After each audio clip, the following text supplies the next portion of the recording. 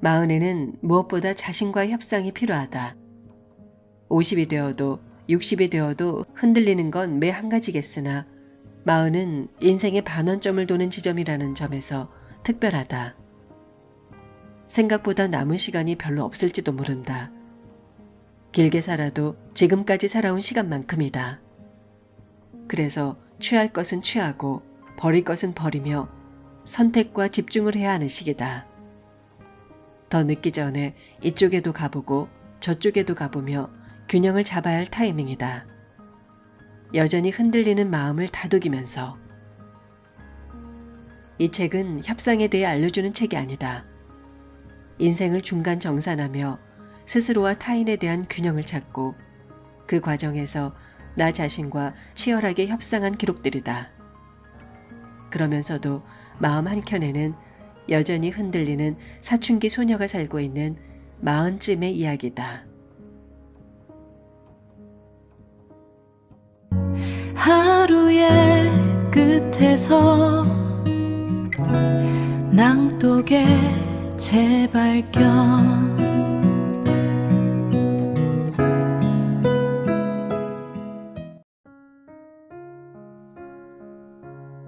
안녕하세요. 낭독의 재발견입니다. 여러분은 지금 인생의 어떤 계절을 지나고 계신가요? 20살은 가능성을 믿는 나이입니다. 30은 성취를 향해 달려가는 나이고요. 하지만 40은 조금 다릅니다. 40이 되면 우리는 처음으로 깨닫습니다. 모든 것을 가질 수는 없다는 것을요. 모든 사람에게 인정받을 수 없다는 것도, 그리고 내 뜻대로 되지 않는 일도 인생에는 많다는 것을요. 그래서 40은 포기하는 나이가 아니라 욕심을 내려놓고 본질을 배우는 나이라고 생각합니다. 젊은 날에는 어떻게 더 높이 올라갈까를 고민했다면 40은 어떻게 더 깊어질까를 고민하게 됩니다. 누군가는 40을 위기라고 말합니다. 몸은 예전 같지 않고 부모님은 늙어가시고 자녀는 자라고 직장에서는 책임이 가장 무거워지는 시기이기 때문입니다. 하지만 같은 이유로 40은 가장 아름다운 나이가 될 수도 있습니다. 이제는 남과 비교하기보다 나만의 속도를 알게 되고 성공보다 평안이 얼마나 소중한지 알게 되고 많이 가지는 것보다 좋은 사람 한 명, 따뜻한 식탁 한 번, 건강하게 하루를 마치는 것이 얼마나 큰 행복인지 알게 됩니다. 어쩌면 40은 인생이 우리에게 묻는 첫 번째 질문일지도 모릅니다. 지금까지는 잘 달려왔니? 그리고 이어서 이렇게 묻습니다. 이제부터는 어디를 향해 걸어가고 싶니? 그래서 40은 흔들립니다. 지금까지 붙잡고 살았던 가치들이 흔들리고, 관계가 흔들리고, 자신감이 흔들리고, 때로는 삶의 방향까지 흔들립니다. 하지만 나무도 바람 한 번 맞지 않고는 깊은 뿌리를 내릴 수 없듯이 사람도 흔들림 없이 성숙해질 수는 없습니다. 흔들림은 실패의 증거가 아니라 성장의 흔적입니다. 40은 다시 시작하기에 늦은 나이가 아니라 무엇을 위해 살아야 하는지를 가장 진지하게 생각할 수 있는 나이입니다. 그래서 저는 40을 이렇게 말하고 싶습니다. 40은 인생의 내리막이 시작되는 나이가 아니라 인생의 깊이가 시작되는 나이라고요. 어쩌면 오늘 제가 낭독할 흔들려야 40이라는 제목도 바로 그런 의미를 담고 있는지 모르겠습니다. 흔들려도 괜찮습니다. 흔들리는 동안 우리는 더 단단해지고 더 따뜻해지고 더 나다운 사람이 되어갑니다. 그리고 언젠가 뒤돌아보면 가장 힘들었던 그 흔들림의 시간이 사실은 가장 많이 성장했던 시간이었다는 것을 조용히 웃으며 이야기할 수 있을 것입니다. 오늘 이 낭독이 지금 막 40의 코너를 도는 당신에게, 혹은 40의 한가운데 있거나 40을 코앞에 두고 야릇한 설레임과 두려움에 이 책을 든 당신에게 작은 쉼이 되고 조용한 위로가 되기를 바랍니다. 지금부터 송효지 작가의 흔들려야 마흔의 작은 꼭지 몇 부분을 들려드리겠습니다.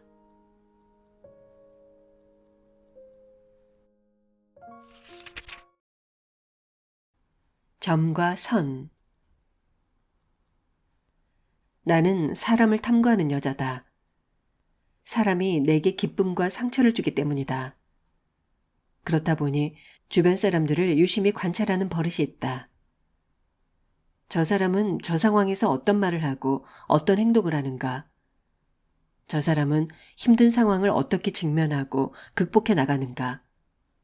저 사람은 왜 저럴까? 저 사람은 어떻게 성장해 나가는가? 그들이 처한 상황과 감정을 자연스럽게 흡수하다 보니 의도치 않게 내면을 침범해 오는 주변 사람들이 버거울 때가 있다.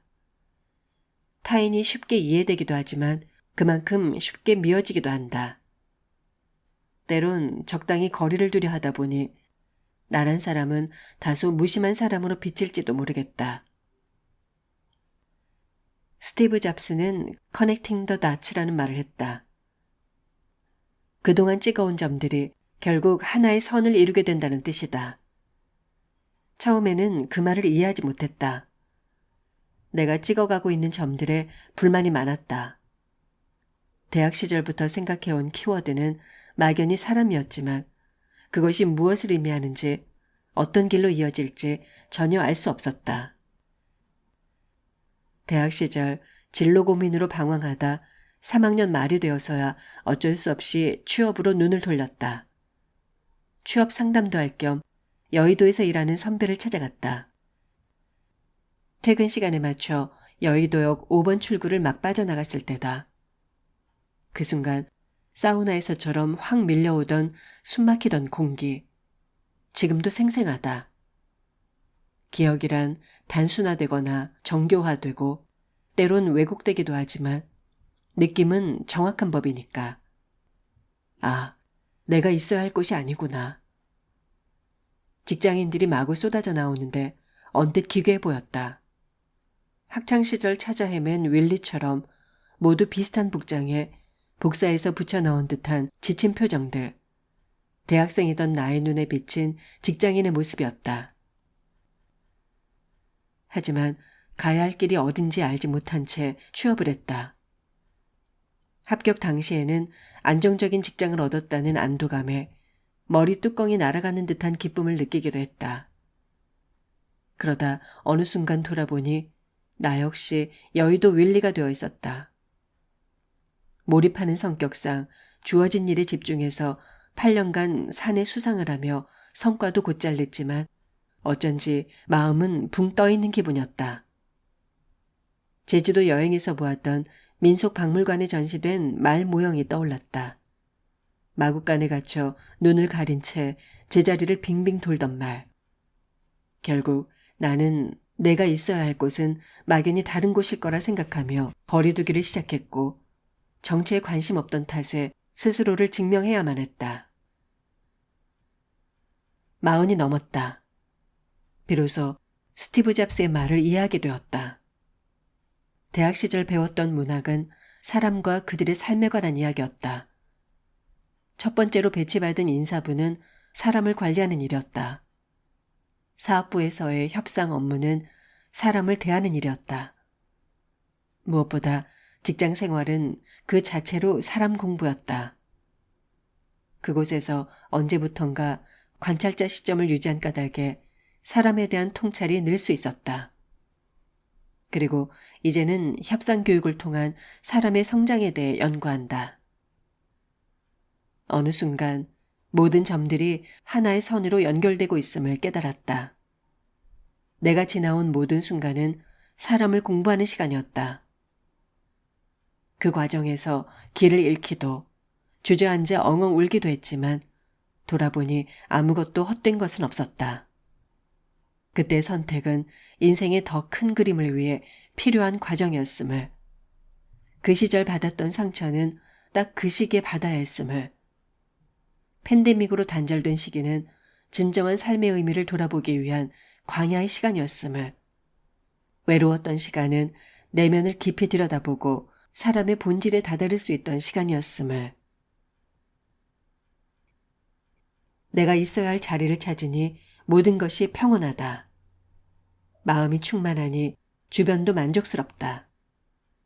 허무와 불안으로 갉아먹혔던 부부는 새살이 돋아나며 만족감이 차오른다. 사회생활을 하다 보면 주변이 소음처럼 들릴 때가 있다. 그때는 자신이 먼저 그곳이 만족스럽지 못한 건 아닌지 스스로의 내면을 찬찬히 들여다봐야 한다. 키에르케고르는 대부분의 절망이 자기 자신이 되지 못한 것에서 온다고 말했다. 나는 40이 되고서야 비로소 나를 찾았다. 40을 인생의 무덤쯤으로 여기던 30대의 나로서는 상상도 못할 일이다. 40은 축복이다. 20대와 30대를 거치며 찍어온 점들 중 가장 나다운 것을 선택하여 자유자재로 있기만 하면 된다. 만들어진 선과 앞으로 찍어나갈 점들을 이으면 50대에는 또 다른 내가 되어 있을 것이다.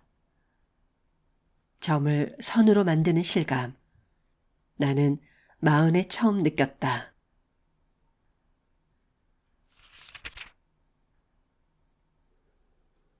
포트폴리오. 무언가를 시작하면 제대로 해내야 직성이 풀리는 나는 몰입형이자 성취형 인간이다. 그런 내게 강아지 한 마리가 생겼다. 당시 기댈 곳이 없어 외로웠다. 온 길을 찾아 헤매다 데려온 아이였다. 그 후 생각지도 못한 변화가 일어났다. 오랫동안 삶의 동력을 인정 욕구를 향한 도파민 충족에서 찾던 내게 오랜만에 옥시토신이 분비되기 시작한 것이다. 놀라웠다. 내 안에 사랑이 다시 차오르니 자연스레 다른 사람에게로 흘러가기 시작했다. 신기하게도 사람과 사랑이 기대되기 시작했다. 그제야 나를 돌아보았다. 삶에서 불만이 있었다면 바로 균형이 흐트러진 데서 왔다는 것을 깨달았다. 흥분을 담당하는 도파민, 사랑을 담당하는 옥시토신, 면역을 담당하는 엔도르핀, 긍정을 담당하는 세로토닌, 진정을 담당하는 가바 등 우리 몸에는 다양한 호르몬이 있다. 삶을 잘 살아가는 비결은 이 호르몬들을 균형 있게 충족시키는 데 있었다. 프로이트는 인간의 성격이 원초와 자아, 초자아로 구성된다고 말했다. 건강한 성격은 이 세 가지가 조화와 균형을 이룰 때 만들어진다. 우리 뇌도 마찬가지다. 두 대뇌 반구는 각각의 기능을 수행하면서도 뇌량으로 연결되어 상호작용하며 균형을 맞춘다. 교감신경과 부교감신경 또한 배타적으로 작동하지만 궁극적으로는 서로 협력한다. 인간관계도 그렇다. 우리는 상대와 주고받는 것이 비슷할 때 관계에서 만족감을 느낀다. 사람은 받는 것에 비해 주는 것이 많을 때 불공평함을 느끼지만 반대의 경우도 마찬가지다. 주는 것에 비해 받는 것이 너무 많아도 사람은 불편함을 느끼고 여러 방법으로 형평을 회복하고자 시도한다고 한다. 사랑이라고 다를까? 스턴버그의 사랑의 삼각형 이론에 따르면 친밀감, 열정, 헌신이 균형을 이룰 때 사람은 만족스러운 사랑을 느낄 수 있다. 삶의 태도에도 균형이 필요하다. 비관주의뿐만 아니라 지나친 낙관주의도 위험하다. 자기 객관화가 되지 않은 사람을 보면 묘하게 우스꽝스럽지 않은가? 협상도 마찬가지다. 협상은 상대와 나의 힘을 세밀히 조정하며 균형을 이뤄가는 과정이다. 균형을 이룰 수 있을 때 양쪽 모두 만족하는 윈윈 협상이 가능해진다. 결국 정답은 균형이었다. 균형이 무너지면 생활이 무너지고 사고가 무너지고 자아가 무너지고 결국 인생이 무너진다. 삶의 한 측면에만 몰두하면 원래 내 것이었던 무언가가 사라져버린다. 그것이 결핍을 만들고 콤플렉스로 이어지며 결국 그것에 잡아먹히는 인생을 살게 된다. 우리는 협력하도록 태어났다. 심지어 자기 자신과도 말이다. 40. 이제는 포트폴리오다. 자산 포트폴리오만이 전부가 아니다. 내 안의 호르몬들이 균형 있게 분비되고 있는지, 나라는 정체성의 조각들이 잘 조립되고 통합되어 가고 있는지, 이제는 심리적 포트폴리오를 꾸리고 점검할 때다.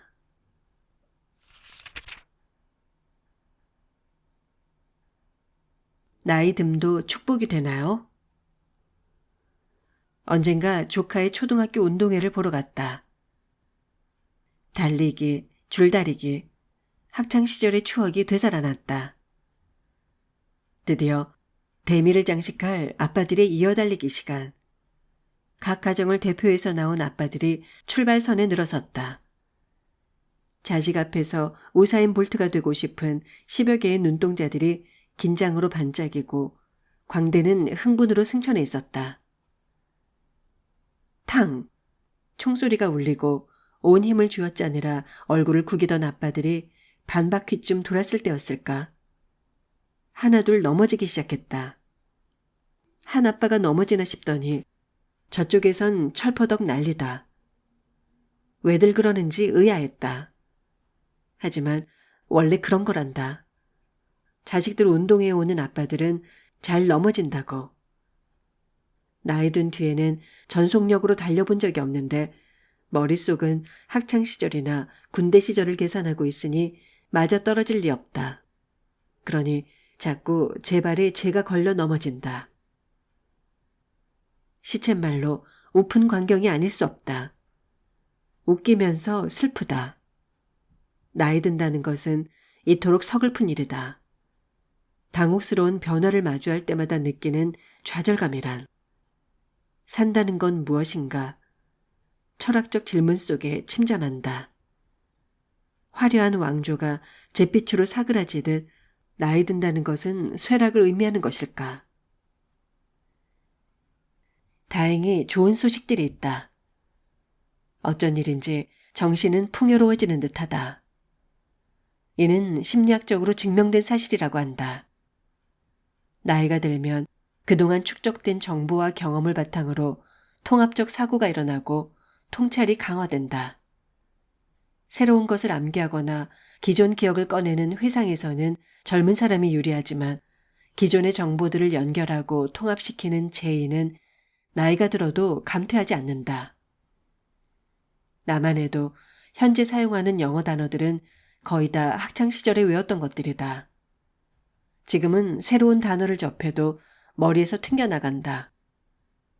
하지만 책을 읽을 땐 이해가 더 잘 된다. 사람을 만나면 몇 마디 나누지 않아도 척 보면 척 안다. 또 한 가지 희소식.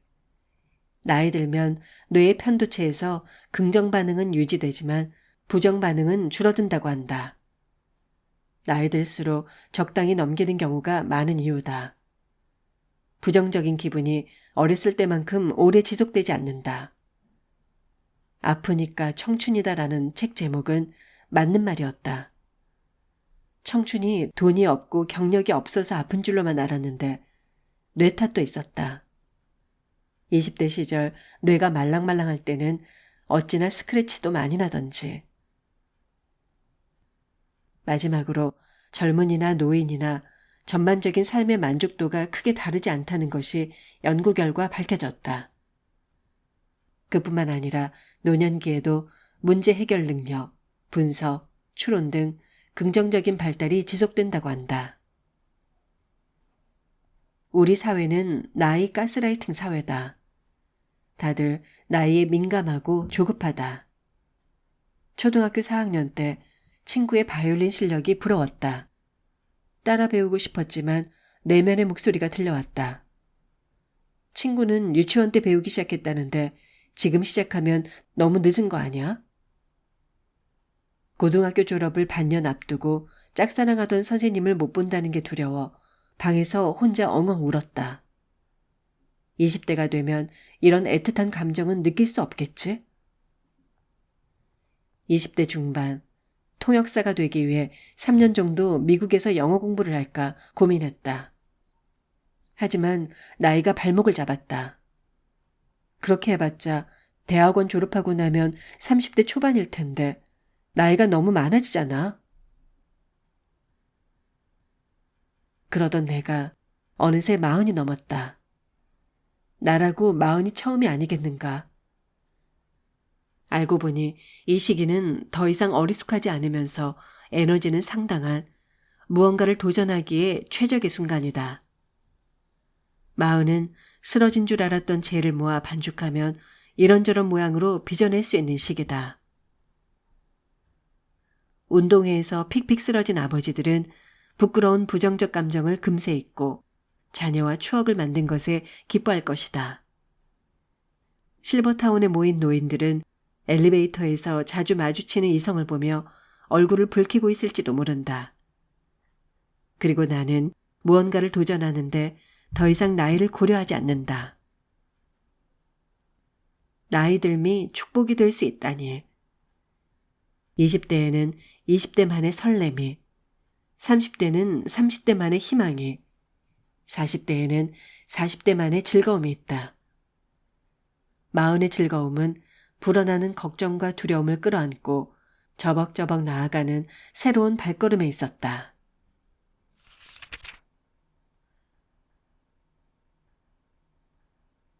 그러려니. 차의 뒤통수에도 표정이 있다. 끼어들게 하는 차들은 저마다 표정을 짓는다. 눈치 보며 살며시 눈을 내리깔고 들어오는 차가 있는가 하면 맡아놓은 자리를 찾아가는 양 얄미운 표정을 짓는 차도 있다. 초보 운전 시절 누군가 양보를 해주면 너무 감사한 나머지 깜빡이 세례를 퍼부어 인사를 전하곤 했다. 사람은 베푼 만큼 돌려받기를 바라는 터라 나 또한 누군가에게 양보를 해준 뒤 상대의 감사 인사를 내심 기다렸다. 그러다 기대와 달리 가만히 서 있는 뻔뻔한 뒤통수를 볼 때면 서운한 마음이 들기도 했다. 분명 예의가 없는 싹수 노란 사람일 거라 생각했다. 운전을 시작한 지도 4년이 넘었다. 나는 더 이상 양보를 받을 때마다 매번 감사 인사를 전하지 않는다. 나도 수없이 양보를 해주고 있으며 양보가 필요할 땐 서로 양보하는 것이 당연해졌기 때문이다. 문득 그동안 흐린 눈을 하고 흘겨보았던 수많은 깜빡이들이 한 번에 이해되었다. 양보란 너무 당연해서 굳이 감사 인사조차 전할 생각을 하지 않던 사람들. 어떤 상황에서든 마음을 잘 표현하는 사람들도 있겠지만 어쩌면 깜빡이로 감사 인사를 격하게 해주던 사람들이 평소에는 양보를 잘 하지 않는 사람일지도 모른다. 우리는 살면서 얼마나 자주 자신의 잣대로 남을 재단하는가. 사람은 보고 싶은 대로 보고 듣고 싶은 대로 듣는 존재다. 자신의 기준에 맞추어 타인을 해석하고 판단하고 정죄한다. 직장에서 나는 누군가 자료를 요청하면 당연히 내어주는 편이다. 내가 작성한 보고서라 해도 그것은 내 것이 아니라고 생각한다. 회사 일이기 때문이다. 하지만 이런 생각이 당연한 것은 아니라는 사실을 깨닫고 적지 않이 당황했다. 우리는 서로 다른 조건을 가지고 직장이라는 협상 테이블에 앉아있던 것이다. 괴롭힘도 마찬가지다. 괴롭힘이라는 프레임은 강한 존재가 약한 존재에게 향하는 폭력이기에 이 프레임에서 벗어나면 우리는 잘못을 쉽게 인식하지 못한다. 하지만 현실에서는 반드시 강자만이 폭력을 행사하는 것은 아니다. 요즘 나는 강아지에게 다양한 간식을 먹이는 재미에 푹 빠졌다. 마치 능력 있는 보호자가 된 것처럼 당당해졌다.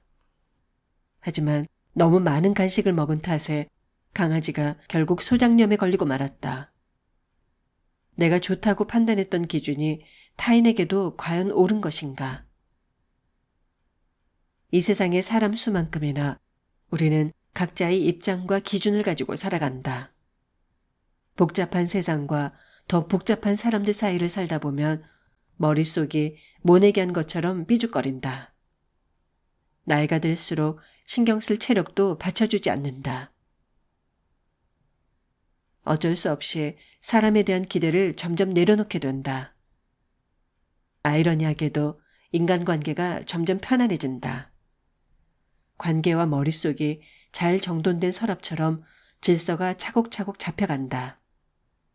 마치 협상에서 상대방에 대한 기대를 내려놓으니 오히려 쉽게 합의점을 찾게 된 것처럼. 세상은 알고 보니 나는 나대로, 너는 너대로인 사람들이 그냥 한데 모여 사는 곳이 아닐까. 우리는 매일 그 다름 속에서 크고 작은 협상을 한다. 결국 사람과의 협상에서 필요한 것은 너도 너대로 옳을 수 있다는 그러려니 하는 마음이 아닐까 싶다. 서로를 있는 그대로 인정하는 것이야말로 다름을 안고 함께 살아가는 현명한 방식일지도. 마흔에 깨달은 용서하는 법. 일본 소설 절대 정의를 읽었다. 주인공은 어떤 상황에서도 무조건 정의를 추구하는 여성이다. 정의를 위해서라면 무자비한 처벌도 서슴지 않던 그녀의 노력은 죽어서도 계속된다. 이 책은 흥미로운 관점을 제시한다. 인간이 정의라는 이름으로 누군가를 단죄할 때 마약을 했을 때와 비슷한 뇌의 쾌락을 느낀다는 것이다. 우리는 마치 정의의 사도라도 된 양 착각하며 타인을 정죄하지만 결국 그것은 자신의 쾌락을 위한 것이기도 하다. 나이를 먹다 보니 만나는 사람이 늘어나고 용서에 대한 고민도 함께 커진다. 전두엽이 아무리 용서하라고 명령을 내려도 뇌의 한쪽 구석 어딘가 처박혀 있는 검은 존재가 스멀스멀 올라온다. 누군가로부터 상처받고 곱씹다 보면 그 생각에만 매몰되는 자동적 사고가 일어난다. 인간과 세상에 대한 불신과 환멸에 휩싸이기도 한다. 남들은 그냥 지나칠 수도 있는 일이 당사자에게는 온 우주가 뒤흔들리는 일일 수도 있으니까. 그렇다면 상처 준 사람을 내가 정죄하는 것이 과연 옳을까? 만약 눈 한 번 찔끔 감고 흘려보낸다면 어떤 일이 일어날까? 먼저 인과율의 법칙이 작동한다. 자신이 뿌린 씨앗이 결국 자신에게로 되돌아온다는 원리다. 이와 같은 운명의 원리로 기독교에는 하나님이 일하신다. 전쟁은 하나님께 속한 것이니 라는 말씀이 있다. 그냥 내버려두면 운명이나 신이 나서서 대신 해결해준다는 뜻이다. 신기하게도 나는 살면서 이 원리를 여러 번 경험했다. 악을 피하기만 했을 뿐인데 어느 순간 사필귀정의 파노라마가 펼쳐진다. 우주가 스스로 질서를 잡아간다. 언뜻 악인이 존중받는 것처럼 보여도 길게 보면 사람들은 선한 의도를 가진 자의 편이다. 세상의 선한 정화작용이다. 정화조는 상대의 마음속에 직접 침투하기도 한다. 스스로 반성을 하거나 저절로 오해가 풀리는 경우도 있다. 사람은 어느 정도 이기적 귀인을 한다고 알려져 있다. 잘 되면 내 탓, 못 되면 조상 탓이다. 타인을 해석할 때는 정반대다. 타인의 잘못은 그 사람 자체의 문제라고 생각한다. 오늘 아침 내 기분을 상하게 한 동료는 성격이 못돼서가 아니라 출근길에 접촉사고가 났거나 배우자와 싸우고 나와서일지도 모른다. 이럴 때 그냥 넘어간다면 상대가 내심 미안해하며 관계가 돈독해질 수도 있지 않을까. 또한 강한 처벌보다는 약한 처벌이 효과적이라는 연구 결과를 주목해 볼 만하다. 강한 처벌은 상대의 외적 정당화를 통해 일어나므로 처벌이 없어지면 말짱 도루묵이 될 수 있다. 반면 약한 처벌은 상대의 태도 변화까지도 일으킬 수 있다. 상대의 말이나 행동으로 인해 기분이 언짢다는 것을 넌지시 알리기만 해도 상대의 마음속에는 인지 부조화 현상이 일어난다. 상대를 기분 나쁘게 한 자신의 행동과 잘못했다는 생각이 일치하지 않아 마음이 불편해진 나머지 결국 자신의 행동을 바꾸는 것이다. 오스카 와일드가 말했다. 언제나 당신의 적들을 용서하라. 그것만큼 그들을 괴롭히는 것은 없다. 그렇다면 아무리 머리로는 용서하려 해도 상대를 마주하는 것조차 PTSD, 외상 후 스트레스 장애가 올 정도로 힘들다면 어떻게 해야 할까? 용서에 대해 고민하던 어느 날, 한 권의 책을 읽게 되었다. 마음의 병은 약으로 치유되지 않는다 라는 책이었다. 저자는 말한다. 용서는 관계 회복이 아닙니다. 용서는 내 자신의 유익을 위해서 하는 것입니다. 하지만 관계의 회복은 상대의 반성과 진정한 사과가 있을 때 가능한 것입니다. 용서와 관계의 회복을 혼동하여서는 안 됩니다. 상대와 굳이 관계 회복까지는 하지 않아도 된다는 말이 큰 위안을 주었다. 용서는 자신을 위해 하는 일이다. 마음이 상처에 매몰되어 있으면 자신만 괴로울 뿐이다. 에너지가 분산되면 인생의 소명을 다할 수 없다. 상대를 위해서가 아닌 자신을 위해서다. 물론 살아가면서 단호히 대처해야 하는 경우도 분명히 있다.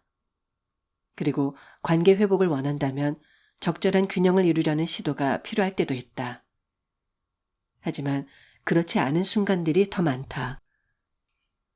그 순간 우리에게는 용서가 필요하다. 비틀즈의 노래 Let It Be처럼 그냥 내버려두는 것. 그리고 또박또박 자신의 인생을 걸어 나가는 것. 그것이 바로 용서다. 40. 이제는 제대로 용서할 때다. 나를 위한 용서를 시작하자 비로소 삶이 더 달콤해지는 것을 느낀다. 단단한 아이스크림을 핥으면 표면이 부드럽게 녹아내리지만 나 자신도 달콤해지는 것처럼